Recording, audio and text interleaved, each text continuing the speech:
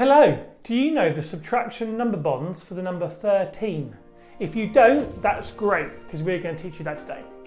So, subtraction number bonds, all that means is what two numbers subtracted together equal 13. So, in this case, we could do something like this. 15 take away 2. That's a great number bond for 13, because 1, it equals 13, but 2, it's a very easy one to work out. So let's give you another one.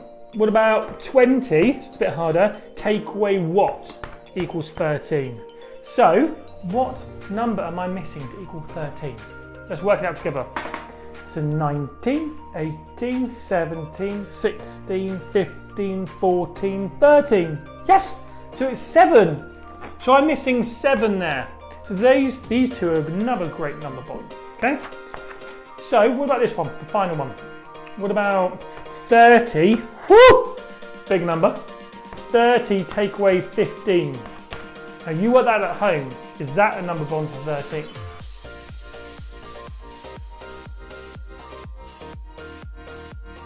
No, it's not, is it?